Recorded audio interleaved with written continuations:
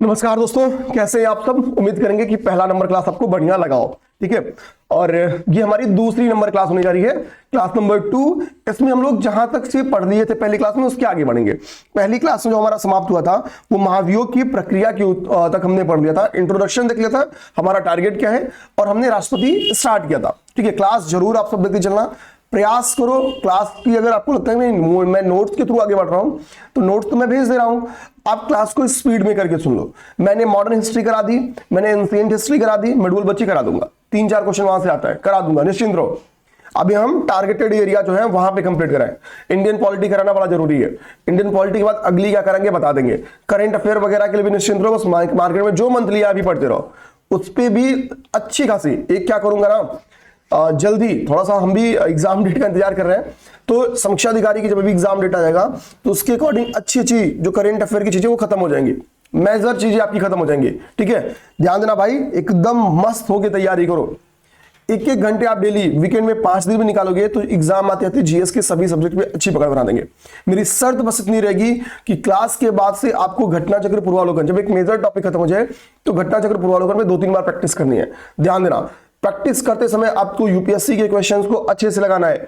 खासतौर पे जो घटना चक्र की बुकलेट में जो क्वेश्चंस दिए हो, यूपीएससी के दिए हो, यूपीपीसीएस मेंस के दिए हो, अन्य एग्जाम के दिए हो, यूपीआरओ के दिए हो, उन पे अच्छी आपको पकड़ बनानी है। हाल के दिनों में जो यूपीएससी प्रीलिम्स के क्वेश्चंस हैं उनकी संख्या यूपीपीसीएस में बहुत ज्यादा बढ़ गई, जो आरओ का परीक्षा हो या यूपीपीसीएस का हो, दोनों में इसकी संभावना ज्यादा बढ़ गई है, ज्यादा आ रहा है। ठीक है, इसको मैंने प्रूफ के साथ आप सबको दिखाया भी है। किसी को भी यूपीपीसीएस यूपीआरओ से रिलेटेड कोई डाउट हो तो कमेंट बॉक्स में जरूर बताओ। पीसीएस अभ्यास दोनों ही परीक्षाओं की प्रारंभिक परीक्षा की टेस्ट सीरीज भी चला रहा है, तो आप सभी से जो देखो, आपको वीडियो क्लासेस किसी की देखनी नहीं है, विश्वास रखो, यहां पे जितनी क्लासेस प्रोवाइड करा देंगे कोई अपने पेड बैचेस में भी अच्छी नहीं प्रोवाइड कराए। जनरल साइंस कुछ बच्चों की दिक्कत थी, मैसेज आया था, तो देखो जनरल साइंस की ऑलरेडी 2024 प्रीलिम्स को टारगेट करते हुए हमने क्लासेस डिटेल में ली है, आप जाके वो क्लास जरूर देखो। जनरल साइंस में डिफरेंस नहीं आता है। ठीक है, आप जो सोर्स 2020 के जनरल साइंस के लिए पढ़ोगे सेम टू सेम बिना किसी चेंजिंग के वही सोर्स आप पढ़ते हो क्या 2025 में, कोई डिफरेंस नहीं है। जो 20 में पेपर दिया, जो 25 में 24 में दिया हो, आप जाके पूछ लेना, सेम है। आप जाओ क्लास देखो, उसके नोट्स प्रिपेयर करो, खुलेआम बोल रहा हूं, जाओ नोट्स प्रिपेयर करो, और वहां भी सेम काम करना है, पूर्वावलोकन पे अच्छी पकड़ बनानी है। साइंस के 20 क्वेश्चन आपसे लग जाएंगे। इस बार भी पेपर में जो सबसे सिंपल क्वेश्चन थे वो आपके साइंस के ही थे, लग जा रहे थे, क्योंकि वो चेंजिंग के ऑप्शन नहीं है। और जो करंट अफेयर में अपडेट होके आएगा तो करंट अफेयर तो मैं पढ़ाऊंगा, तो आपका वहां वाला काम हम करंट अफेयर में करा देंगे। लेकिन अभी जो ट्रेडिशनल है टालो मत, करो, क्योंकि करने से ही होगा। अब हम लोग आते हैं अपने महाभियोग की प्रक्रिया, एक बार रिवाइज करा देता हूं जहां पे खत्म हुआ था क्लास। तो आर्टिकल 61 में महाभियोग की प्रक्रिया की चर्चा की गई है। हमने लिया कहां से महाभियोग की प्रक्रिया, तो अमेरिकन संविधान से, अमेरिकन कॉन्स्टिट्यूशन से हमने लिया। हमारे संविधान में 2 जगह पे, आर्टिकल 56 में और आर्टिकल 61 में महाभियोग सब पे चर्चा है। हमारे राष्ट्रपति पे महाभियोग किस बेस पे लगता है, तो उसका बेस है भारत में वायलेशन ऑफ कॉन्स्टिट्यूशन, संविधान का अतिक्रमण करने के आधार पर महाभियोग की प्रक्रिया चलाई जा सकती है। लेकिन अभी तक महाभियोग किसी पे सफल नहीं हुआ है। ध्यान देना, मैंने कल आपसे होमवर्क पूछा था, क्या भारत के किसी राष्ट्रपति पे महाभियोग की प्रक्रिया चलाई भी गई, यदि हां तो उनका नाम बताओ। ठीक, मैंने आपको बताया था कि महाभियोग की प्रक्रिया का डिफरेंस कैसे है यूएसए की कॉन्स्टिट्यूशन से, लिया तो हमने उन्हीं से है, लेकिन फिर भी अंतर विद्यमान है, वो कल आपको समझाया था। मैं प्रस्ताव मैंने आपको बताया था कि कैसे कैसे महाभियोग की प्रक्रिया संचालित होती है। तो मान लो भैया 2 सदन है, दोनों सदन में से किसी भी सदन में महाभियोग से संबंधित प्रस्ताव राष्ट्रपति के अगेंस्ट आ सकता है। बेस क्या होगा, वायलेशन ऑफ कॉन्स्टिट्यूशन। लेकिन किसी भी सदन में प्रस्ताव लाने से पहले 14 दिन के पहले, यानी 2 हफ्ते पहले, राष्ट्रपति को लिखित नोटिस के तहत आपको पूर्व सूचना देना होगा कि भैया हम आपके ऊपर वायलेशन ऑफ कॉन्स्टिट्यूशन के तहत महाभियोग लेके आ रहे हैं। और जब आप महाभियोग लाओगे तो जिस भी सदन में लाओगे उस सदन का 1/4 मेंबर यानी 25% सदस्यों की सहमति होनी आवश्यक है। फिर क्या होगा, वहां पे वोटिंग होगा, और अगर उस सदन में, पर्टिकुलर सदन में विशेष बहुमत से यानी 2/3 बहुमत से अगर महाभियोग का प्रस्ताव पारित हो जाता है तो फिर वो अब प्रक्रिया चलेगी दूसरे सदन में। दूसरे सदन में जो आरोप लगे हैं, पहली बात, उस आरोप की जांच होगी एक समिति द्वारा। राष्ट्रपति उसके ऊपर अपनी उस जांच जहां चल रही है वहां अपना पक्ष रख सकता है, स्वयं भी रख सकता है, किसी को भेज के भी रखा सकता है। इसके बाद जांच में अगर सही पाया जाएगा तो पुनः यह प्रस्ताव अगर वहां द्वितीय सदन में पारित हो जाता है सेम प्रक्रिया से, विशेष बहुमत से, तो महाभियोग एप्लीकेबल हो जाएगा, महाभियोग लग जाएगा और राष्ट्रपति अपने पद से हट जाएंगे। तो ये सारी चीजें हमने देख लिया था। आज उसी के आगे बढ़ेंगे और आर्टिकल 62 से हमारी चीजें स्टार्ट है। देखो आर्टिकल 62 अनुच्छेद 62 किसके ऊपर चर्चा करता है? तो अनुच्छेद 62 आपको बताता है, 62 बताता है राष्ट्रपति के कार्यकाल, राष्ट्रपति का टेन्योर कितना होगा? 5 वर्ष का होगा। तो हमको भाई राष्ट्रपति का कार्यकाल तो 5 वर्ष का होगा। अब आप समझाने के लिए आपको समझाता हूं। मान लीजिए आप लोग की जुलाई 2025 में, ठीक है, कोई भाई जुलाई 2020 में राष्ट्रपति बना, तो जुलाई 2020 में राष्ट्रपति बना कर तो जुलाई 2025 में कार्यकाल पूरा हो जाएगा, टेन्योर पूरा हो जाएगा। तो हमारा क्या है, राष्ट्रपति का पद 1 घंटे के लिए भी खाली ना रहे, मतलब ऐसी व्यवस्था बनाई गई है कि करना क्या कि जुलाई 2025 में इनका कार्यकाल पूरा होने के पहले ही क्या करना होगा, नए चुनाव की समय सीमा तय कर दी गई है कि नए राष्ट्रपति का चुनाव वर्तमान राष्ट्रपति के कार्यकाल समाप्त होने से पहले होना चाहिए। ठीक है, जो न्यू प्रेसिडेंट का इलेक्शन है वो हो जाना चाहिए टर्म एक्सपायर होने के पहले। ठीक, ये बात बोली गई है आर्टिकल 62 में, यानी उत्तराधिकार का चयन क्या होगा, हो जाएगा। जब तक उत्तराधिकारी जो है, यानी जो अगला राष्ट्रपति है, जो न्यू प्रेसिडेंट है, जब तक वह पद नहीं संभालेगा तो वर्तमान राष्ट्रपति टर्म पूरा होने के बावजूद अपने पद पे बना रहता है। तो कार्यकाल समाप्ति के बाद की क्या स्थिति होगी, जब तक नया राष्ट्रपति पद ग्रहण नहीं कर लेता तब तक वर्तमान राष्ट्रपति अपने पद पे बना रहता है। ये बात समझ गए हम लोग ध्यान से? ओके, अब बात आती है कि सर कार्यकाल तो 5 ईयर फिक्स है, लेकिन मान लीजिए कोई ऐसी आपात स्थिति आ जाए कि राष्ट्रपति नहीं हो, राष्ट्रपति की तबीयत खराब हो जाए, ठीक है, असामयिक उनका निधन हो जाए, ठीक, या फिर वो अपने पद से खुद ही रिजाइन दे दे, महाभियोग लग जाए, तो फिर क्या होगा? तो हमको बताए, हमने उपराष्ट्रपति के पद का सृजन किया है। तो उपराष्ट्रपति क्या करेंगे, वो कार्यवाहक राष्ट्रपति के रूप में कार्य करते हैं। देखो उपराष्ट्रपति जब तक राष्ट्रपति है तो उपराष्ट्रपति का पद कोई है ही नहीं फिर, ठीक है, लेकिन फिर उपराष्ट्रपति बताओ कि किसके रूप में काम करते हैं? तो ये राज्यसभा के सभापति के रूप में काम करते हैं। ठीक है, और जैसे ही क्या होगा कि कार्यवाहक राष्ट्रपति के रूप में इनका चयन होगा तो मैक्सिमम 6 मंथ, यहां पे ध्यान दो क्या लिखा है, तो 6 महीने तक वो क्या कर सकते हैं, कार्यवाहक राष्ट्रपति के रूप में भूमिका अदा कर सकते हैं। लेकिन 6 महीने के भीतर new election must be held with in 6 month. 6 महीने के भीतर नया इलेक्शन हो जाना चाहिए, नए राष्ट्रपति आ जाने चाहिए। यानी कार्यवाहक राष्ट्रपति के रूप में कोई अधिकतम कितने समय तक कार्य कर सकता है, मैक्सिमम 6 मंथ। ठीक है, तो हमने आर्टिकल 62 राष्ट्रपति के कार्यकाल के ऊपर डिटेल में अच्छे से समझ लिया। यहां पे किसी को कोई दिक्कत हो तो आप सब कमेंट कर सकते हो। ठीक है, आप बताओ यहाँ पे होमवर्क लो। देखो आपको क्या करना है ना, किसी भी फैक्चुअली बुक सोर्स में जाओगे तो राष्ट्रपति के जो कार्यकाल हैं, कौन कौन से क्रम वाइज राष्ट्रपति हैं, एकदम को वो याद होना चाहिए। किन किन लोगों ने अपने टर्म्स को दोहराया, आपको वो पता होना चाहिए। कौन कौन से लोग कार्यवाहक राष्ट्रपति के रूप में आए, आपको ये बात बताना चाहिए। मैक्सिमम राष्ट्रपति कौन रहा, मिनिमम टर्म्स तक राष्ट्रपति कौन रहा, आपको ये पता होना चाहिए। ठीक है, पहले अल्पसंख्यक राष्ट्रपति कौन थे, आपको ये बताना चाहिए। पहले दलित वर्ग के राष्ट्रपति कौन थे, आपको, मतलब ये बेसिक्स चीजें जो है, ये सब चीजें आपको पता रहनी ही चाहिए। प्रीलिम्स में कभी कभी यहां से अरेंजमेंट वगैरह करने के लिए भी क्वेश्चन बन के आ जाता है। ठीक है, पेपर में ऐसे क्वेश्चन आएंगे कि भाई कि इसके राष्ट्रपति रहने के पहले कौन लोकसभा का अध्यक्ष था, ऐसे क्वेश्चंस भी बन के आते हैं। तो दिमाग में रखना है कि हमको एक बार वो चार्ट तैयार, वो फैक्चुअल इंफॉर्मेशन है, आप लोग तैयार कर लोगे तो बहुत बढ़िया। कहीं भी आपको लुसेंट में मिल जाएगा, आपको जी का घटना चक्र व्यर्थ मिल जाएगा, पूर्वावलोकन सॉल्व करोगे वहां पे मिल जाएगा। तो ऐसा नहीं कि ये कोई बड़ा सा फैक्ट है, नहीं मिलेगा, आराम से मिल जाएगा मेरे भाई। ठीक है, अब हम लोग आएंगे आर्टिकल 71। आर्टिकल 71 क्या कहता है कि भैया मान लीजिए राष्ट्रपति का इलेक्शन हो रहा है, तो इलेक्शन में जाहिर सी बात है कि थोड़ा सा मतभेद का होना मतलब आवश्यक हो जाता है कि भैया कि चुनाव फेयर नहीं हुआ। अक्सर आपको इलेक्शन देख जाओ विवाद आ जाएगा। तो यदि प्रेसिडेंट और वाइस प्रेसिडेंट के इलेक्शन पे, अभी खैर हम लोग उपराष्ट्रपति नहीं बने हैं, बट यही समझ जाओ, आर्टिकल 71 कहता है कि भैया अगर कोई डिस्प्यूट हो जाता है तो उसका सॉल्यूशन, उसका समाधान, ठीक है, उसका रिजोल्यूशन कैसे होगा? तो राष्ट्रपति और उपराष्ट्रपति के चुनाव से संबंधित किसी भी प्रकार के विवाद या संदेह का समाधान कौन करता है? तो सुप्रीम कोर्ट करेगा। यानी राष्ट्रपति और उपराष्ट्रपति के चुनाव से संबंधित विवाद पर इलेक्शन कमीशन ऑफ इंडिया की कोई ताकत नहीं है। ये विवाद, ये डिस्प्यूट कहां जाएगा? तो इनके इलेक्शन का डिस्प्यूट जाएगा सुप्रीम कोर्ट के पास। कहां जाएगा? सुप्रीम कोर्ट के पास। और सुप्रीम कोर्ट का फैसला इसमें अंतिम होगा और बाध्यकारी होगा। अगर सुप्रीम कोर्ट ये कहता है कि भैया राष्ट्रपति का चुनाव फेयर तरीके से नहीं हुआ है, तो राष्ट्रपति के इलेक्शन को शून्य घोषित किया जा सकता है। समझना बात को, तो शून्य घोषित किया जा सकता है। तो जितना उनके टर्म्स तक वो काम किए होंगे वो वैलिड रहेगा, लेकिन ठीक है, उसके बाद से वही फिर वो न्यू इलेक्शन की प्रक्रिया चल देगी। तो सुप्रीम कोर्ट का इसमें डिसीजन क्या होता है? अंतिम होता है। ये वेरी इंपॉर्टेंट बात है।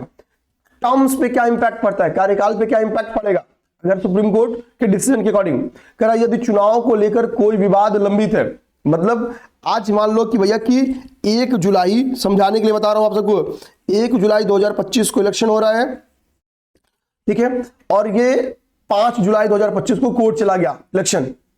तो और मान लो इस पे डिसीजन होते होते आपका आ गया 1 सितंबर 2025, 1 सितंबर 2025।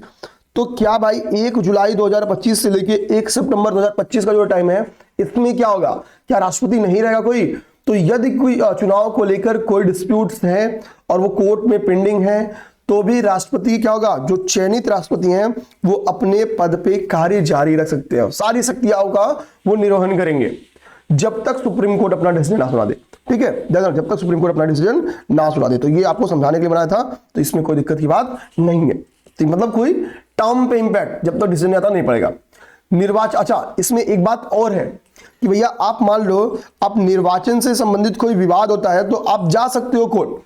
यानी आर्टिकल 71 कहता है कि भाई किसी भी चुनाव के, राष्ट्रपति उपराष्ट्रपति के चुनाव में अगर कोई विवाद है, संदेह, तो कोर्ट जा सकते हो। लेकिन संदेह का बेस क्या नहीं होना चाहिए? संदेह का बेस ये नहीं होना चाहिए कि निर्वाचक मंडल क्या था? अपूर्ण था। हमने निर्वाचक मंडल पे, इलेक्टोरल कॉलेज पे डिटेल में चर्चा कल की क्लास में किया था। ठीक है, तो निर्वाचक मंडल के अपूर्ण होने की स्थिति में आप नहीं जा सकते हो। अपूर्ण होने की स्थिति का मतलब क्या है मेरे भाई, ध्यान से समझो। मान लो कि 1 जुलाई, ठीक है, 1 जुलाई 2025 को इलेक्शन है, 2025 को इलेक्शन है, तो कैसे विधायक और सांसदों की वोटों की वैल्यू कैसे निकलती है, एक विधानसभा, राज्य विधानसभा की वोटों की कैसे वैल्यू निकलती है, तो मैंने पहले बता दिया। लेकिन मान लो कोई राज्य विधानसभा भंग हो, वहां पे गवर्नमेंट अभी वर्क में ही ना हो, इलेक्शन पेंडिंग हो, ठीक है, तो फिर क्या होगा? तो फिर क्या होगा? क्योंकि भी भाई वो राज्य तो फिर पार्टिसिपेट ही नहीं कर पाएगा। तो क्या हम ये मानेंगे कि XYZ राज्य का पार्टिसिपेशन नहीं था, इस आधार पे सुप्रीम कोर्ट क्या राष्ट्रपति का चुनाव शून्य घोषित करेगी? तो कॉमन सेंस की बात है। एक राष्ट्र एक चुनाव की बात क्यों हो रही है कि भाई बार बार चुनाव चल रहे हैं? फिर इस हिसाब से तो भैया हमको नहीं लगता कि राष्ट्रपति का चुनाव अक्सर फंस जाया करेगा। तो एक तरीका क्या बनाया गया कि अपूर्ण होने की स्थिति में, अगर निर्वाचक मंडल अपूर्ण है तो अपूर्ण होने की स्थिति में राष्ट्रपति का चुनाव शून्य घोषित नहीं किया जाएगा, अर्थात इस पे कोई विवाद नहीं लिया जाएगा। ठीक है, ध्यान रहा, ये चीज ध्यान रहा आप लोग। तो ये बातें हम लोग समझ गए। ये सारी बातें 1 जुलाई 2025 जो बार बार लिख रहा हूं, ये समझाने के लिए लिख रहा हूं, तो इसमें आप लोग दिक्कत नहीं आना। ठीक है, आगे बात समझ में। तो हमने आर्टिकल 71 देख लिया, अब तक 62, 71। तो 62 तक लगातार पढ़ रहता है, इसके बाद से इंपॉर्टेंट आर्टिकल्स देखना होता है। अब आ जाओ हम लोग 72, आर्टिकल नंबर 72 पे क्वेश्चंस बन के आने की पूरी संभावना होती है। वेरी इंपॉर्टेंट आर्टिकल है। और आर्टिकल 72 है वो क्षमादान की शक्ति के ऊपर, राष्ट्रपति की क्षमादान की जो शक्ति है उसके ऊपर चर्चा है। अब राष्ट्रपति के क्षमादान की शक्ति को हम 3 पार्ट्स में डिवाइड कर सकते हैं।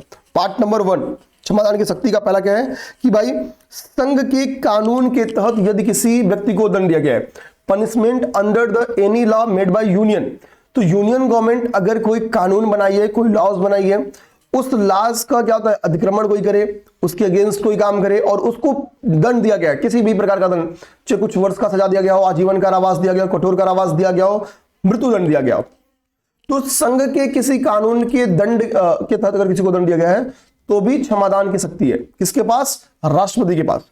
और हमको पता है तीनों सेनाओं का क्या होता है, राष्ट्रपति प्रमुख होता है। तो अगर सैन्य न्यायालय, मिलिट्री कोर्ट्स कोई पनिशमेंट देते हैं तो उसके ऊपर भी क्षमादान की शक्ति किसके पास है? तो राष्ट्रपति के पास है। और तीसरी बात जो सबसे इंपॉर्टेंट बात है, punishment is the death penalty. अगर सजा का रूप कैसा है, डेथ पेनल्टी है यानी मृत्युदंड है, तो भी उसके ऊपर अंतिम जो डिसीजन है वो कौन दे सकता है? वो दे सकता है आपका कौन? राष्ट्रपति। समझना, तो संघ के किसी कानून के तहत अगर कोई पीड़ित है, कोई दंडित है, पीड़ित वर्ड तो गलत होगा, कोई दंडित है तो भी राष्ट्रपति। सैन्य न्यायालय द्वारा अगर सजा सुनाई गई है, punishment impose by the military court, तो भी कौन? राष्ट्रपति। और अगर किसी व्यक्ति को किसी अपराध में मृत्युदंड, डेथ पेनाल्टी दिया गया है, तो भी क्षमादान की शक्ति किसके पास है? तो वो राष्ट्रपति के पास है। अब मैंने एक टर्म मेरे भाई बोला आपसे, डेथ पेनाल्टी। मैंने क्या बोला? डेथ पेनाल्टी, ठीक है। लेकिन जब मैंने डेथ पेनाल्टी वर्ड आपसे बोला तो मैंने हरगिज यहां पे ये नहीं किया कि डेथ पेनाल्टी का मतलब क्या, मतलब कि डेथ पेनाल्टी अगर किसी को यूनियन गवर्नमेंट, केंद्र सरकार की किसी कानून के अगेंस्ट मिला है, क्योंकि देखो समझो बात, तो भी ठीक है। जैसे देखेंगे कि अभी जैसे रिसेंट के एग्जांपल देखेंगे, तो रिसेंट के एग्जांपल में भी बंगाल में क्या हुआ है कि एक रेप की घटना हो, तो कानून वहां पे बहुत टफ किए गए, ठीक है। डेथ पेनाल्टी के भी प्रोविजंस किए गए, ठीक।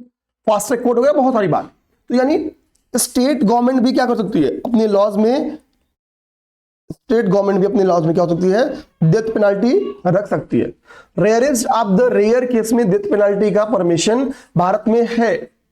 ये कब दिया गया, ठीक है, तो उसको समझाएंगे, ध्यान देना, उसमें दिक्कत की बात नहीं है। तो यूनियन गवर्नमेंट और स्टेट गवर्नमेंट दोनों के ही लॉज में डेथ पेनाल्टी हो सकती है। और हो सकता है कि कोई वाई व्यक्ति यूनियन गवर्नमेंट के, ठीक है, कानून के तहत पनिशमेंट क्या क्या हो, और कोई जेड व्यक्ति ऐसा हो जो स्टेट गवर्नमेंट के अगेंस्ट, कानून के अगेंस्ट। तो भैया अगर डेथ पेनाल्टी दिया गया किसी भी स्टेट गवर्नमेंट के कानून को तोड़ने पे, तो भी कोई गवर्नर उस पर क्षमादान नहीं देगा। डेथ पेनाल्टी पे सिंगल पर्सन, वो है राष्ट्रपति, केवल और केवल राष्ट्रपति के द्वारा क्या किया सकता है? इस पे क्षमादान दिया सकता है। तो डेथ पेनाल्टी के ऊपर क्या है? डेथ पेनाल्टी के ऊपर केंद्र की कार्यपालिका एवं राज्य विधि के विरुद्ध दोनों पर ही डेथ पेनाल्टी अगर किसी को दी गई है तो क्षमादान की शक्ति राष्ट्रपति के पास है। तो पहले तो हमने इस चीज को बहुत अच्छे से समझा।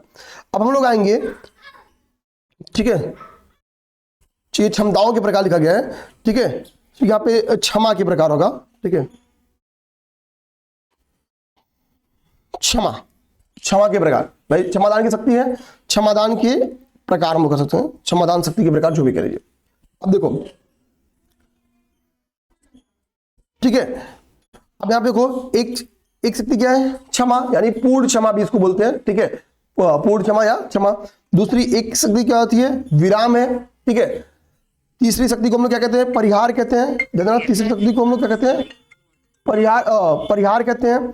चौथी शक्ति क्या है? लघुकरण है, ठीक है। और पांचवी शक्ति को हम लोग क्या कहते हैं? प्रविलंबन कहते हैं, प्रविलंबन कहते हैं। तो पहले क्या है कि जो क्षमादान की शक्तियां हैं, जो 5, ये कितनी है? तो 5 प्रकार की शक्तियां हैं, 5 प्रकार की शक्तियां हैं। समझना मेरी बात को भाई, 5 प्रकार की शक्तियां हैं, ठीक है, क्षमादान से संबंधित। अब क्या है? इन 5 प्रकार की शक्तियों को ध्यान से समझते हैं। देखो, क्षमा का मतलब क्या, पार्डन का मतलब क्या है? कि अपराधी को पूरी तरीके से, यहां पे समझना क्या कह रहे हैं कि अपराधी को पूरी तरीके से सजा समाप्त कर जाती है। यानी इसमें क्या है, मान लो किसी बंदे को 10 वर्ष का 10 ईयर्स की कठोर कारावास की सजा है, कठोर कारावास की सजा है। तो यहां पे क्या कर दिया जाएगा, इसको जब क्षमा किया जाएगा तो हो सकता इसको क्या किया जाएगा, 0 कर दिया जाएगा, शून्य कर दिया जाएगा। मतलब जैसे उसने कोई अपराध किया ही ना हो, उस केस में पहुंचा दिया जाता है। तो राष्ट्रपति के पास पूर्ण क्षमा करने की भी शक्ति है, उसे निर्दोष व्यक्ति के तहत ट्रीट किया जाता है, यानी उसकी कारावास को 0 किया जा सकता है। कितना? शून्य किया जा सकता है, ठीक है, ध्यान देना। तो इसमें मात्रा कितनी जा रही है सजा की? 0। भाई आप छूट गए, अब जाओ खुलेआम आजाद घूमो। दूसरा है विराम, ठीक है, सबकी इंग्लिश की बगल में लिखा गया है। विराम क्या होता है? विराम से समझो। आपको विराम को समझने के लिए आपको सिंपली थोड़ी सी चीज क्या समझाता हूं। जैसे मान लो भाई कि अक्सर क्या होता है, इसके पीछे कई रीजन है कि मान लो कि कोई अपने जवानी के समय में कोई अपराध किया और हमको पता है सजा होते होते देर हो जाती है, ठीक। तो मान लो कि कोई विशेष परिस्थितियों में या मानवीय तथ्यों के आधार पर, ठीक है, इसका प्रयोग किया जाता है। विशेष परिस्थिति और मानवीय तथ्यों के आधार पर ही क्या होता है, इसका प्रयोग किया जाता है। और विशेष परिस्थिति या मानवीय तथ्यों के आधार से क्या मतलब है? देखो, विशेष परिस्थिति का मतलब ये हो गया कि मान लो भाई कोई बहुत ज्यादा बीमार हो, मानसिक स्थिति उसकी खराब हो गई हो, मानसिक स्थिति के खराब होने, मान लो कि भाई कोई पागल इंसान है और उससे कोई अपराध हो गया, ठीक है, उससे कोई अपराध हो गया, तो क्या उसको हम वही सजा देंगे जो एक सामान्य इंसान को देंगे? तो ये विशेष परिस्थिति है, उसको इलाज क्या हो सकता है? तो विशेष परिस्थितियों में कोई गंभीर बीमारी हो, आप देखोगे बीमारी की वजह से बहुत सारे लोगों को क्या है कि हॉस्पिटलाइज होने की छूट दी जाती है, भाई जेल से निकल के वो हॉस्पिटल चले जाते हैं, छूट मिल जाती है, ठीक है। तो बीमारी हो, कोई मानसिक स्थिति या अन्य कारण में वृद्धावस्था वगैरह को शामिल कर सकते हो। तो ऐसे ही केसों में क्या है कि भैया उनको छूट दी जाती है कि चलिए जो आधार है उसमें कम कर देता है। अभी समझोगे उसमें क्या होता है, ठीक है, इसमें कम क्या आता है, मात्रा में या प्रकार प्रकृति में क्या डिफरेंस आता है आपको समझाता हूं। दूसरा मैंने एक लिखा है मानवीय तथ्यों के आधार पे। मान लो कि कोई महिला ऐसी है जिसने कोई अपराध किया और उस अपराध की वजह से उसको क्या हुआ, मृत्युदंड मिल गया, उसको डेथ पेनाल्टी मिला, मृत्युदंड मिला। अब ध्यान देना, लेकिन ये महिला क्या है, ये महिला गर्भवती है। जिस वक्त इसको मृत्युदंड दिया जा रहा है ये महिला क्या है, गर्भवती है। अब समझो, तो किसी गर्भवती महिला को अगर हम डेथ पेनाल्टी देते हैं तो उसके साथ एक नहीं दो जान जाएगी। एक ऐसी भी जान जाएगी जिसका उस पूरे के पूरे क्राइम से उसका कोई लेना देना नहीं, सिंगल, उसका 0% कंट्रीब्यूशन है। तो यानी क्या है कि भैया एक ऐसे भी व्यक्ति की डेथ हो जाएगी, एक ऐसे इंसान की डेथ हो जाएगी जो सजा कुछ गलती किया ही नहीं है। हो सकता हो कल को जब वो धरती पे आए तो कुछ बड़ा काम, कुछ पॉजिटिव इंपैक्ट डाल के जाए सोसाइटी पे, तो हम तो अवसर की समाप्ति करते रहे। तो ऐसे में क्या होगा कि मृत्युदंड को राष्ट्रपति कैंसिल कर सकते हैं। तो विशेष परिस्थिति और मानवीय तथ्य के आधार क्या है ये आप समझ गए, ठीक है। कहा कि इसमें क्या होता है, मूल सजा से कम दंड दिया जाता है। मूल सजा से कम दंड का मतलब क्या है भाई, मृत्युदंड को कठोर कारावास में कन्वर्ट कर दो, मृत्युदंड को कठोर कारावास में। तो मृत्युदंड को जब आप कठोर कारावास में कन्वर्ट करोगे तो यानी सजा की प्रकृति में क्या हो गया, परिवर्तन हो गया, प्रकृति बदल गई, समझ गया, नेचर ही बदल गया ना। एक में डेथ पेनल्टी और दूसरे में क्या हो गया, दूसरे में हो गया भाई कि कठोर दंड, कठोर कारावास। सेकेंड, भाई कोई वृद्ध इंसान है 80 साल का, बीमार भी है, उसको किसी पुराने क्राइम में क्या होता है कि 10 वर्ष की या 14 वर्ष का कठोर कारावास मिल गया, तो 80 14 कितना हो जाएगा, 94, यानी शायद ही उसकी बॉडी ही बाहर निकले और कठोर कारावास को झेलने की उसमें क्षमता ना हो। इसमें दो काम होगा कि हो सकता हो कि 14 वर्ष को 4 वर्ष में कन्वर्ट कर दिया जाए, तो मात्रा में भी डिफरेंस देखने को मिलेगा, मात्रा में भी डिफरेंस। तो प्रकृति और मात्रा दोनों में ही परिवर्तन किया जा सकता है।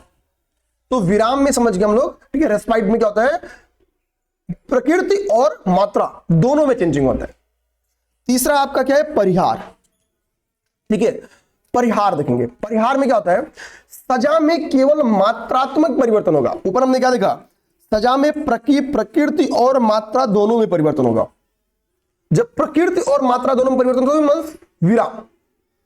और अगर केवल प्रकृति में अंतर होगा तो फिर क्या, तो देखो भाई प्रकृति में जब अंतर होगा तो उसको हम लोग करेंगे परिहार। इसमें क्या होता है, सजा की अवधि को ही क्या कर देता है, सजा की अवधि को ही कम कर दिया जाता है। ध्यान देना, परिहार में क्या होता है, ठीक है, कि इसमें देखना, इसमें सजा की अवधि को कम किया जाता है, यानी इसमें नेचर में प्रकृति में परिवर्तन नहीं होता है, मात्रा में परिवर्तन होता है, ठीक है। मींस सजा की अवधि को कम किया जाएगा लेकिन अपराध का स्वरूप यही रहेगा, यानी किसी को 10 वर्ष का, ठीक है, कारावास है तो उसको 5 वर्ष का, 6 वर्ष का कर दी, तो मात्रात्मक परिवर्तन कर सकते हैं। लघुकरण में क्या होता है, लघुकरण में वहीं जैसे यहां पे मात्रात्मक परिवर्तन हो रहा है तो लघुकरण में प्रकृति में परिवर्तन हो रहा है। दी गई सजा को कम गंभीर सजा में बदलना, कम गंभीर सजा, जैसे मृत्युदंड को आजीवन कारावास में, इसमें क्या हो भाई, डेथ पेनाल्टी को क्या कर दिया जाए कि आजीवन कारावास में, लाइफ इंप्रिजमेंट बोलते हैं ना सर उसको।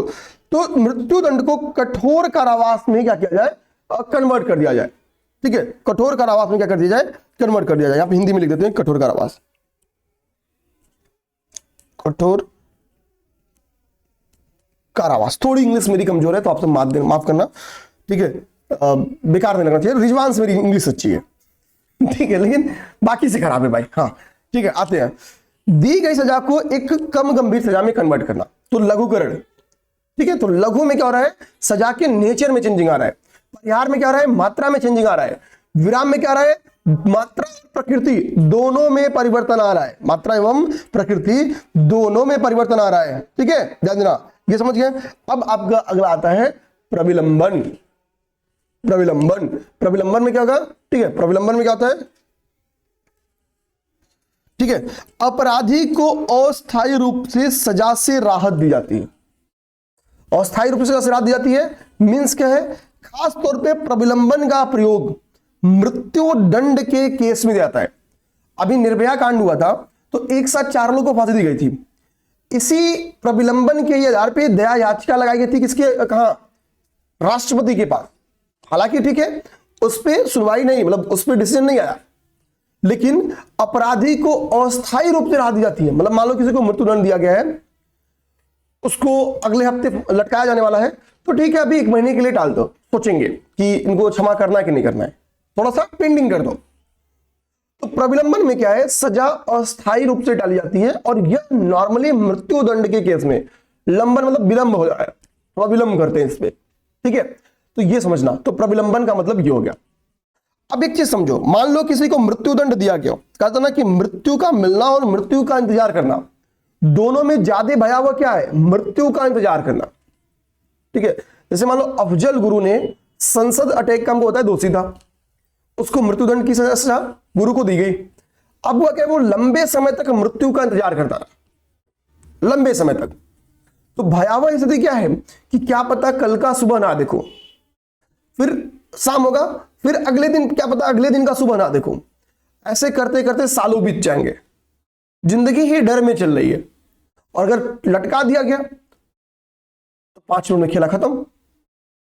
तो यानी मृत्यु का इंतजार करना मृत्यु प्राप्त करने से ज्यादा टफ स्थिति है, ज्यादा विचारणीय स्थिति है। अब मान लो प्रविलंबन के आधार पर दया याचिका कहां गई, प्रेसिडेंट के पास गई, प्रेसिडेंट के पास गई, राष्ट्रपति के पास गई। राष्ट्रपति ने प्रविलंबन के आधार पर क्या किया, इसको अस्थायी रूप से डाल दिया, अस्थायी रूप से डाल दिया। ऐसे भाई 1 हफ्ते 1 महीने के लिए डाल देते हैं, 1 महीने के लिए डाल देते हैं, 1 हफ्ते के लिए डाल देते हैं, और टालते टालते 1 साल बाद के लटका दो। ठीक है, एक क्या करो 1 ईयर तक टाले और कहे कि भाई इनको लटका दो, लटका दो। तो ये थोड़ा न्याय में विलंब, थोड़ा सा न्यायपाल लोग ऐसा मानते हैं कि हो सकता हो कि थोड़ा न्यायालय से लोगों का ट्रस्ट टूट जाए। समझो बात को, क्यों, क्योंकि भाई अपनी मृत्यु पाना और इंतजार करने में ज्यादा टफ है इंतजार करना। ऐसा एक बार हुआ है शेर सिंह राणा के केस में हमको देखने को मिलता है, सॉरी शेर सिंह बनाम पंजाब राज्य, और यहां पे शेर सिंह बनाम पंजाब राज्य के केस में देखने को मिलता है। शेर सिंह हत्या के मामले में दोषी थे, इनको फांसी की सजा दी जाती है, और ये दया याचिका प्रविलंबन के आधार पर कहां लगाते हैं कि राष्ट्रपति के पास। लंबे समय तक इनकी दया याचिका पे सुनवाई नहीं होगी या टलता जाता है। ठीक है, तो जब अत्यधिक देरी हो जाती है तो होता क्या है कि इनकी दया याचिका को कोर्ट में चुनौती दी जाएगी, आर्टिकल 21 का उल्लंघन मानते हुए, क्योंकि जीवन एवं व्यक्तिगत स्वतंत्रता का अधिकार क्या भाई, कैदियों को भी है। तो जीवन और व्यक्तिगत स्वतंत्रता के आधार पर यह क्या हुआ, ये गया सुप्रीम कोर्ट। सुप्रीम कोर्ट ने जब सुनवाई की तो वो इस मुद्दे पे अपनी असहमति तो व्यक्त की, मतलब एक तरफ उसने गवर्नमेंट को यह सुझाव तो दिया कि एक समय सीमा, न्यूनतम समय सीमा निर्धारित कर देनी चाहिए कि भाई इतने समय में डिसीजन आ जाएगा।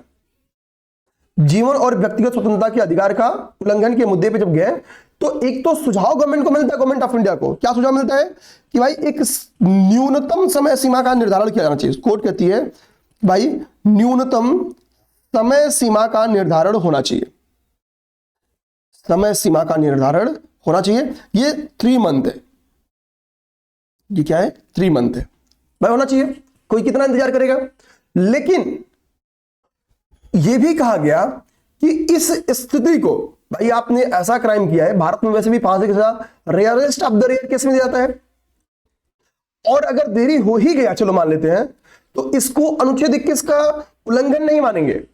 यह नहीं कि इसके आधार पे हम कोर्ट ही आपकी सजा को कैंसिल कर दे, ऐसा नहीं है, ऐसा नहीं है, इसका उल्लंघन नहीं माना जाएगा। हाँ, एक सुझाव जरूर दिया गया कि भैया आप क्या करो कि इसको निपटाओ। और शेर सिंह बनाम पंजाब राज्य का ये केस कब का है? 1983 का। आजकल कुछ भी अरेंजमेंट के लिए आ रहा है तो आप तैयार। तो आप यहां पे समझ गए कि ऐसे महत्वपूर्ण जो वाद है हम लोग पैरेलली करते चलेंगे, महत्वपूर्ण वाद, कॉन्स्टिट्यूशन अमेंडमेंट सब पैरेलली करते चल रहे हैं, ठीक है। तो यहां पे आप लोग समझ गए कि शेर सिंह बनाम पंजाब राज्य क्या था, कंक्लूजन्स क्या आते हैं। अनुच्छेद 21 के आधार पर चुनौती दी गई। अब अनुच्छेद 21 को डिटेल में हम लोग पढ़ लेंगे जब आगे की क्लासेस में। ओके, अब चलो भाई, दो क्वेश्चंस आपकी स्क्रीन पे दिख रहा है, दो क्वेश्चंस आपके स्क्रीन पे दिख रहा है। आपको इसका आंसर आपको कमेंट बॉक्स में कमेंट करना है, जरूर कमेंट करना है जो लोग क्लासेस देखे पूरे। पहला है कि भैया ये क्षमादान की शक्ति के ऊपर ये स्टेटमेंट था, क्वेश्चन थोड़ा ऊपर से कट गया है, कि राष्ट्रपति केवल मृत्युदंड के मामलों में क्षमादान दे सकता है। यहां पर समझना केवल वर्ड है, ऐसे टर्म्स को हमेशा आपको गोला करना चाहिए। सेकेंड, अनुच्छेद 72 के तहत राष्ट्रपति को क्षमादान की शक्ति प्राप्त है। अभी जस्ट क्षमादान की शक्ति पढ़ाया हूं, क्या आर्टिकल 72 के तहत प्राप्त है? मृत्युदंड के मामलों में नहीं, हमने 5 प्रकार पढ़ा है, तो ये तो स्टेटमेंट गलत है, एक गलत हो गया, तो एक 3 जगह गलत है। तो भाई इसका आंसर तो खैर ऑप्शन नंबर बी का मिलना बड़ा आसान था। राज्यपाल को भी क्षमादान देने की शक्ति है, तो मैंने ऊपर ही बताया नहीं, no, only president, only president, केवल राष्ट्रपति। अब इसका आंसर नहीं बताऊंगा, इसका आप सब बताओ, कुछ नहीं करना है, केवल जो यहां पे 4 क्षमादान के प्रकार लिखा है, पूर्ण क्षमादान, दंड माफी, ठीक है, ठीक है, इंग्लिश भी बगल में रख दिया गया है, ठीक, तो आपको मैच कराना है, ठीक, आपको मैच कराना है कि उसके विवरण के साथ, और जो ऑप्शन सही हो आपको उसको बता देना है। तो ये कमेंट में बताना है, ठीक है, ये ज्यादा बढ़िया रहेगा, मैं जस्ट समझाया हूं। अब हमारे लिए क्या है कि सर ठीक है, ये प्रीलिम्स में भी क्वेश्चन आ सकता है और यूपीपीसीएस के मेंस में भी क्वेश्चन आ सकता है, जिस टॉपिक को अभी आपकी स्क्रीन पे दिख रहा है। टॉपिक क्या है कि राज्यपाल एवं राष्ट्रपति की जो क्षमादान की शक्ति, क्योंकि क्षमादान की शक्ति तो दोनों लोगों को प्राप्त है, दोनों जन को, तो डिफरेंसेस क्या है दोनों की क्षमादान की शक्तियों के बीच में, डिफरेंसेस क्या है, अंतर क्या है, अंतर बताइए भैया। तो चलिए अंतर दिखाते हैं आपको, क्षमादान की शक्ति के ऊपर अंतर देखिए। अब देखो, आपको मेंस में क्वेश्चन आया तो आपको भी यही करना है, चार्ट फॉर्म बनाना है, एक तरफ आपको आधार लिखना है कि किस बेस पे हम डिफरेंस जानना चाह रहे हैं, दूसरा राष्ट्रपति की क्षमादान शक्ति, एक तरफ एक हेडिंग ब्लॉक बन गया, और राज्यपाल की क्षमादान की शक्ति एक अलग से ब्लॉक बन गया। ओके, इसके बेस पे हम जांच करेंगे। अब देखो, पहला क्या है, संवैधानिक प्रावधान। पहला डिफरेंस क्या है भाई, संवैधानिक प्रावधान। तो संवैधानिक प्रावधान, आप राष्ट्रपति के क्षमादान की शक्ति को आर्टिकल 72 में देखते हो, और राज्यपाल की क्षमादान की शक्ति कहां देखने को मिलेगी? 161 में, अनुच्छेद 161 में। दूसरा, क्षेत्राधिकार। भाई राष्ट्रपति किसी राज्य का राष्ट्रपति तो है नहीं, संपूर्ण भूभाग का राष्ट्रपति है, तो मतलब क्या है, केंद्रीय कानून संपूर्ण भूभाग पे लगते हैं, तो पूरे भारत में केंद्रीय कानून के तहत अगर सजा दी जाएगी तो किसी भी राज्य का व्यक्ति हो, उसके ऊपर क्षमादान की शक्ति उस पर्टिकुलर राज्यपाल के पास नहीं, किसके पास है? राष्ट्रपति के पास। हाँ, अगर ये राज्य कानून का उल्लंघन किया है तो संबंधित राज्य का राज्यपाल उसमें शक्ति रखता है, ठीक है, ध्यान देना, केवल राज्य कानून पे, यानी एक तरफ केंद्रीय कानूनों पे पकड़ है, दूसरी वाले की राज्य कानूनों पे। तीसरा, कानूनों पे पकड़ की अलग की बात है, तीसरा बेस है मृत्युदंड के आधार पे भी। हमने बहुत तगड़ा समझाया कि राष्ट्रपति सजा को की प्रकृति एवं मात्रा दोनों में परिवर्तन कर सकता है, और प्रकृति और मात्रा में परिवर्तन राज्यपाल भी कर सकता है राज्य कानून के उल्लंघन पे। लेकिन राष्ट्रपति राज्य कानून हो या केंद्रीय कानून हो, यूनियन लॉज हो या स्टेट लॉज हो, किसी के भी उल्लंघन पे मृत्युदंड की सजा अगर दी गई है तो मृत्युदंड को माफ करने की शक्ति राष्ट्रपति के पास है। लेकिन मृत्युदंड को माफ करने की शक्ति राज्यपाल के पास नहीं है। राज्यपाल मृत्युदंड को माफ नहीं कर सकता है। नेक्स्ट देखेंगे चौथा क्या है, सैन्य न्यायालय की सजा। सैन्य न्यायालय की सजा में क्या बातें लिखी गई, ध्यान रखना कि राष्ट्रपति सैन्य न्यायालयों द्वारा दी गई सजा को भी माफ कर सकता है, लेकिन राज्यपाल सैन्य न्यायालयों के द्वारा दी गई सजा को माफ नहीं कर सकते हैं। क्षमादान के प्रकार के आधार पे देखो 5 प्रकार से, इन 5 प्रकारों पे राष्ट्रपति क्षमादान दे सकता है, लेकिन पूर्ण क्षमादान को छोड़ के, ध्यान देना, राज्यपाल पॉर्डन यानी पूर्ण क्षमादान को छोड़ के अन्य सभी पे दे सकता है। मतलब ऐसा नहीं कि 10 वर्ष को 0 नहीं कर सकता है, नेचर बदल सकता है, मात्रा बदल सकता है, लेकिन पूर्ण क्षमादान नहीं प्राप्त दे सकता है कौन, राज्यपाल। आगे बात समझ में आओ। नेक्स्ट देखो 6 नंबर, दया याचिका पे निर्णय। भाई दया याचिका जा रही है तो दया याचिका राष्ट्रपति के पास अंतिम निर्णय का अधिकार होता है। मतलब राष्ट्रपति ने जो डिसीजन ले लिया अब उस पर कोई रोक टोक नहीं है। अगर हमने मात्रा बदल दिया तो कोई मात्रा में चेंज नहीं कर सकता है, हमने नेचर बदल दिया तो कोई नेचर में चेंज नहीं करेगा, हमने पॉर्डन दे दिया तो कोई बदल नहीं सकता है, समझे। लेकिन राज्यपाल अगर ऐसा किसी भी प्रकार का निर्णय लेता है तो राष्ट्रपति के फैसले के आधार पर राज्यपाल को अपना फैसला बदलना पड़ सकता है। यानी राज्यपाल का फैसला राष्ट्रपति के फैसले से प्रभावित हो सकता है। 7 नंबर पॉइंट, न्यायिक समीक्षा के आधार पर मेरे भाई सुप्रीम कोर्ट क्षमादान के निर्णय की समीक्षा कर सकता है अगर राज्यपाल राष्ट्रपति के द्वारा दिया गया। और अगर राज्यपाल ने किसी को क्षमादान दिया, ठीक है, जो उनको शक्तियां प्राप्त है स्टेट लॉस में, तो उसकी समीक्षा हाई कोर्ट भी कर सकती है और सुप्रीम कोर्ट भी कर सकती है। ठीक है, हाई कोर्ट और सुप्रीम कोर्ट दोनों के द्वारा किया जा सकता है। ये हो गए बेस जिनके आधार पर मैंने आपको डिटेल्स में। अच्छा, तो अब तक क्लासेस समझ में आ रही हैं, जल्दीबाजी नहीं। इंग्लिश हिंदी अभी तो किसी को अभी इस वाले में आपको इंग्लिश हिंदी का कोई लफड़ा नहीं है, जहां जहां टर्म्स था वहां पे लिखा हुआ था। ठीक है, चैनल को सब्सक्राइब कर लेना भाई, कसम है, समझ जाओ। ठीक है अब आते हैं हम लोग नेक्स्ट हमारा आर्टिकल क्या है, तो नेक्स्ट आर्टिकल हमारा आर्टिकल नंबर 74, अनुच्छेद 74। अनुच्छेद 74 क्या कहता है, अनुच्छेद 74 को बहुत ध्यान से समझते हैं। ठीक है, अनुच्छेद 74 कहता है वो है आपका राष्ट्रपति मंत्री परिषद की सलाह के अनुसार कार्य करेगा। भाई राष्ट्रपति क्या है, ठीक है, नाम मात्र का प्रमुख है, नाम मात्र का प्रमुख है, लेकिन वास्तविक शक्ति कहां पे है, तो मंत्री परिषद के पास है। तो अगर मंत्री परिषद वास्तविक प्रमुख है और नाम मात्र का प्रमुख अगर सलाह नहीं मानेगा तो दिक्कत है भाई, फिर तो मतलब देश चलाना थोड़ा मुश्किल हो जाएगा। तो एक प्रक्रिया जो आर्टिकल 74 क्या कहता है सॉरी, कि ऐसी कोई दिक्कत नहीं आएगी। राष्ट्रपति को क्या करना होगा, भारत का राष्ट्रपति मंत्री परिषद के अनुसार ही क्या करेगा, जो वो सलाह देगा उसी सलाह के अनुसार कार्य करेगा। अब बात आपके दिमाग में एक प्रश्न उठ रहा होगा कि सर मंत्री परिषद ने क्या सलाह दिया है, क्या कोर्ट ये बात, सुप्रीम कोर्ट ये बात पूछ सकती है, तो नहीं। यह मुद्दा सलाह क्या है, ध्यान देना, समझो मेरी बात मेरे भाई, मंत्री परिषद की सलाह क्या है, समझना इस बात को। ठीक है, सलाह क्या दिया गया है इसको लेके कोर्ट नहीं जा सकता। सलाह क्या दिया गया है, क्या दिया गया है, इसे लेकर कोर्ट नहीं जाया जा सकता।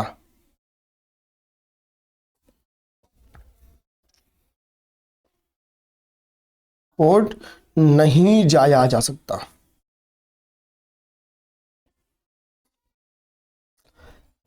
नहीं जाया जा सकता, ये बात बहुत क्लैरिटी के साथ अपने दिमाग में आप सब रख लेंगे। ओके, अब ध्यान देना, अब मंत्री परिषद की सलाह है, तो हो सकता था कि एक तो दिक्कत बाद में क्या आई कि यहां पे यही लिखा था कि भारत के राष्ट्रपति मंत्री परिषद की सलाह के अनुसार काम करेगा। भाई राष्ट्रपति भी कोई छोटा पद तो नहीं, हम सबको पता भाई देश का प्रथम नागरिक, ताकत तो पढ़ते ही आ रहे हैं। ऐसे भी राष्ट्रपति हो सकते हैं जो कहते हैं कि भाई ये तो अनपढ़ लोग हैं, हम नहीं बात मानेंगे। तो सलाह क्या राष्ट्रपति पे बाध्यकारी होती है? क्या राष्ट्रपति उनके सलाह को वापस भेज सकता है? राष्ट्रपति के पास शक्तियां हैं। तो एक कॉन्स्टिट्यूशनल अमेंडमेंट किया गया, 42nd कॉन्स्टिट्यूशनल अमेंडमेंट। अब तक हम लोग 17th कॉन्स्टिट्यूशनल अमेंडमेंट पढ़ चुके हैं। अब 42 और 44 दो और आपके पास आ गया। तो कॉन्स्टिट्यूशनल अमेंडमेंट भी हम लोग पहले करते चल रहे हैं, बार बार इसी के लिए बोल रहा हूं। और बगल में देखो सबका ईयर भी लिखा है। तो 42वां संविधान संशोधन 1976 और 44वां 2 साल के बाद हुआ है 1978 में, 76 2 78, 44 42 2 44 बन बैठ रहा क्रम। तो 42वां क्या कहता है? प्रेसिडेंट को कहता है भैया कि आपको एडवाइस माननी ही पड़ेगी, राष्ट्रपति को मंत्रिपरिषद की सलाह माननी आवश्यक है, वो बाउंड है, बाध्यकारी है। President is bound to follow the advice, मंत्रिपरिषद की जो एडवाइस है उसको फॉलो करना पड़ेगा आपको, इफ और बट का कोई चांस नहीं है। लेकिन फिर 2 साल बाद इसी में परिवर्तन किया गया, ये परिवर्तन भी जरूरी था। 44th कॉन्स्टिट्यूशनल अमेंडमेंट कहता है कि अगर मंत्रिपरिषद की सलाह से राष्ट्रपति असहमति रखे, राष्ट्रपति को ऐसा प्रतीत हो कि अगर मैं मंत्रिपरिषद पे इस पर रिकॉल करवाऊं, इसमें जो संदेह के मुद्दे हैं उसको हाईलाइट करूं, तो हो सकता हो कि मंत्रिपरिषद उसमें सुधार कर ले। तो राष्ट्रपति को कहा गया कि भैया मंत्रिपरिषद की जो सलाह है, जो एडवाइस है, उस एडवाइस को आप एक बार हमको वापस भेज सकते हो, ठीक है, हम उसको रिकंसिडर कर लेंगे। तो रिकंसिडरेशन के लिए आप एक बार भेज सकते हो। तो send the advice back for reconsideration once, एक बार आपके पास मौका है कि भैया आप भेज दो। अब हम उसमें रिकंसिडरेशन करने के बाद चेंज करेंगे कि नहीं करेंगे, हम जैसे भेजेंगे आपका काम होगा, आप उसको बाध्यकारी मानते हुए उसे अनिवार्य कर, अब उसको आपको दोबारा भेजने की छूट नहीं है। तो केवल सिंगल टाइम, एक बार आपको इस बात की छूट है कि आप इसे दोबारा भेज सकते हैं, उसके बाद से आपके पास छूट नहीं है। समझ गए? यहां तक बात समझ आ गई? हाँ भाई। अब हम लोग आते हैं आर्टिकल 78। अब तक हमारा 42 मिनट का क्लास हो चुका है। आर्टिकल 78 क्या कहता है? आर्टिकल 78 में प्रधानमंत्री के कर्तव्य, प्रधानमंत्री के ड्यूटी के ऊपर चर्चा है। प्रधानमंत्री का कर्तव्य क्या है यहां पे लिखा गया है भाई, एक नाम मात्र का प्रमुख और एक वास्तविक प्रमुख, लेकिन है तो दोनों, एक राष्ट्राध्यक्ष तो दूसरा शासनाध्यक्ष। तो इनमें प्रेम का होना, इनमें पटना बड़ा जरूरी है, इनके बीच में कोई टकराव ना है। तो होता क्या है, यहां पे प्रधानमंत्री के कर्तव्य क्या बताया गया है? क्योंकि राष्ट्र का प्रमुख कौन है? राष्ट्रपति। तो प्रधानमंत्री का ये ड्यूटी है, क्या ड्यूटी है? कि वे सरकार के प्रशासनिक, एडमिनिस्ट्रेटिव और विधायी जो लेजिस्लेटिव वर्क्स हैं, जो इंफॉर्मेशन है, जो सूचनाएं हैं, तो ऐसी सभी महत्वपूर्ण सूचनाएं स्वतः ही क्या करे? राष्ट्रपति को प्रोवाइड करा। एक तो क्या है, उसका ड्यूटी है कि भाई आपको प्रोवाइड कराना है, आपको बताना है, providing information to the president से संबंधित है। दूसरा क्या कहता है? अगर आपने किसी प्रशासनिक एवं विधायी सूचना को नहीं बताया, राष्ट्रपति को लगे कि भाई यहां पे सूचना तो मांगनी चाहिए, तो राष्ट्रपति भी यदि चाहे तो वो ऐसे इंफॉर्मेशन के लिए प्रधानमंत्री से जानकारी मांग सकता है, और राष्ट्रपति को लगभग दे देना चाहिए, और दे ही देते हैं। ठीक है ना? राष्ट्रपति यदि किसी विषय पर जानकारी चाहते हैं तो प्रधानमंत्री को वह जानकारी प्रदान करनी होती है। If the president ask for any information, किस रिलेटेड? सॉरी, प्रशासनिक एवं विधायी सूचनाओं से, the prime minister must provide it. Article 80 क्या कहता है? तो ये राज्यसभा की संरचना के ऊपर चर्चा करता है। राज्यसभा में कुल अधिकतम कितने सदस्य हो सकते हैं? 250। सही है भाई? सही है कि नहीं है आप लोग बता देना, ठीक है? ये बताना आपके लिए बहुत जरूरी है, ठीक? ये तो आपको बताना है खुद ही। तो होता क्या है कि राज्यसभा, जिसको हम लोग उच्च सदन कहते हैं, उच्च सदन की संरचना, उसका स्ट्रक्चर के ऊपर कौन है? आर्टिकल 80 है। तो कुल कितने मेंबर्स हो सकते हैं? तो हमको बताइए 250 मेंबर्स। कितने? 250। तो जब 250 मेंबर्स हो सकते हैं तो इससे कंक्लूजन क्या निकलता है? कंक्लूजन ये निकलता है कि भाई कि राज्यसभा में नॉमिनेटेड भी मेंबर्स होते हैं और इलेक्टेड भी होते हैं। तो नॉमिनेटेड मेंबर्स में कितने नॉमिनेटेड मेंबर्स का इलेक्शन नॉमिनेट करता है? राष्ट्रपति। तो टोटल 12 है, समझना मेरी बात, यहां पे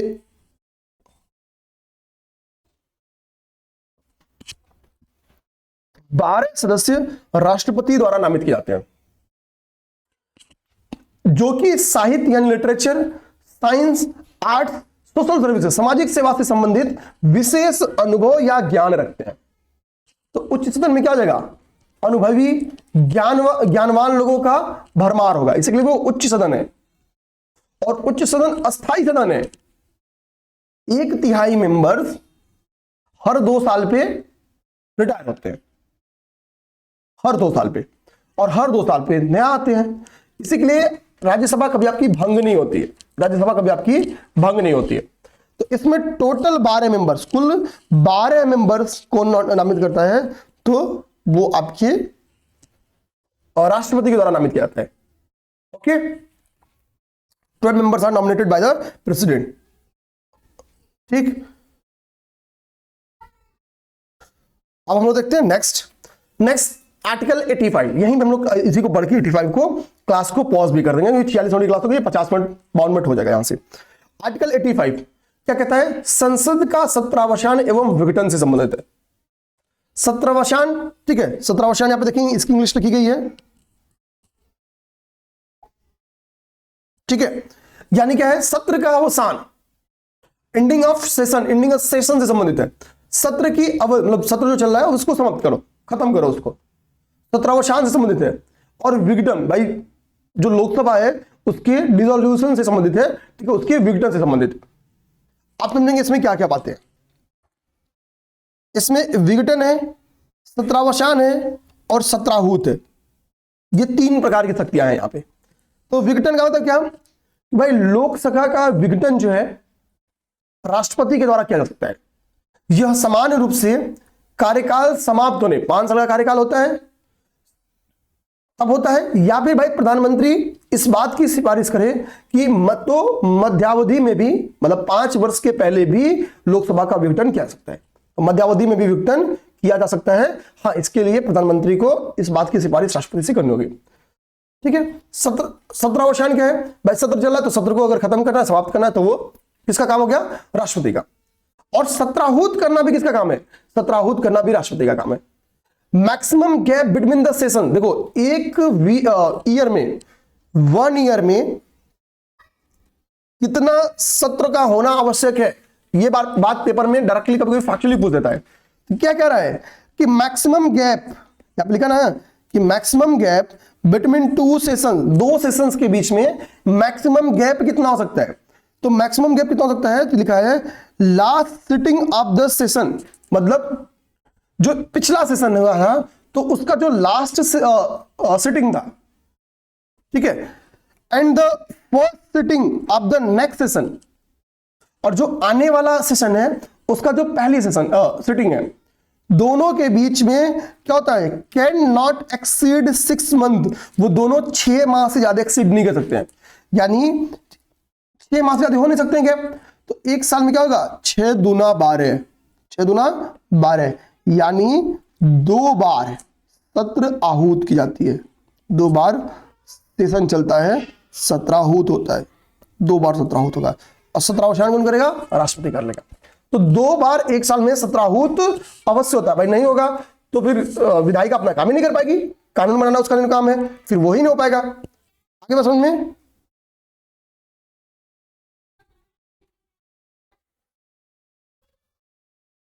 ठीक है, ये क्वेश्चन तो मैंने ऊपर दे दिया ना आप लोग को, ये फिर ठीक है। यहां पे आर्टिकल 74 के ऊपर एक क्वेश्चन है, इसका स्क्रीनशॉट आप लोग लो और इस पे कमेंट करके बताओ क्या कह रहा है। आर्टिकल 74 के संदर्भ में कौन सा सही नहीं है, नहीं पे कभी भी क्वेश्चन गोला बना लो। राष्ट्रपति को, प्रेसिडेंट को मंत्रिपरिषद की सलाह माननी होगी, चाहे वो इससे सहमत हो या नहीं हो। ठीक, स्टेटमेंट नंबर 1 है, पहले क्लियर पढ़ो चारों स्टेटमेंट। राष्ट्रपति को मंत्रिपरिषद की सलाह पर एक बार पुनर्विचार का अधिकार है, लेकिन दूसरी बार दी गई सलाह मानना अनिवार्य है। बताया यूं आपको, 44th कॉन्स्टिट्यूशनल अमेंडमेंट याद करो, याद आया? ये तो सही होगा फिर। राष्ट्रपति स्वतंत्र रूप से संवैधानिक निर्णय ले सकते हैं, भले ही मंत्रिपरिषद का सलाह कुछ और ही हो। समझना बात को। 44th कॉन्स्टिट्यूशनल अमेंडमेंट संशोधन ने राष्ट्रपति की स्वायत्तता को सीमित कर दी, तो दोनों ने की, ठीक है। तो सिंपल सी बात है। अब आपको बताना है भाई इसमें और इसमें क्या, मतलब सिंपल क्वेश्चन था भाई, आपको खुद ही बताना इसका आंसर, खुद ही बताओ इसका आंसर। यहां पे हम लोग क्लास को ब्रेक करते हैं, यहां पे क्लास को ब्रेक करते हैं। हमने आर्टिकल 85 पढ़ लिया, देखो कंटेंट आपका आर्टिकल 87 पे भी तैयार है, ठीक है। विशेष सत्र के ऊपर 108 पे भी तैयार है, 111 भी आपका तैयार है, वीटो शक्ति भी तैयार है। मतलब हमने अभी कम से कम 15 मिनट की क्लास का कंटेंट और भी तैयार था, तो नेक्स्ट क्लास में देख लेंगे भैया, क्या जल्दी है। वीडियो समझ में आई हो तो लाइक करना, चैनल को सब्सक्राइब जरूर करना, कमेंट करके जरूर बताना। प्रीलिम्स की तैयारी चल रही है, जरूर ज्वाइन करो दो, क्योंकि जब तक कमी जानोगे नहीं कुछ होना है नहीं, फिर वो अनवरत प्रक्रिया चलती रहेगी, प्रीलिम्स प्रीलिम्स और प्रीलिम्स। इस प्रक्रिया को बंद करो, मींस लिखो। जिसको आरओ नहीं देना है, हमारा डेली आंसर राइटिंग बैच भी 18 से ओपन हो रहा है, आओ डेली आंसर राइटिंग बैच से जुड़ो, डेली आंसर राइटिंग करो। नियमित तौर पे आपकी कॉपियां जांच की दी जाएंगी 48 से 72 घंटे में, ताकि आपकी जो कमियां हैं उन कमियों पे काम करो और अंतिम परिणाम की तरफ अग्रसर बनो। तो मिलते हैं नेक्स्ट क्लास में, तब तक के लिए जय हिंद।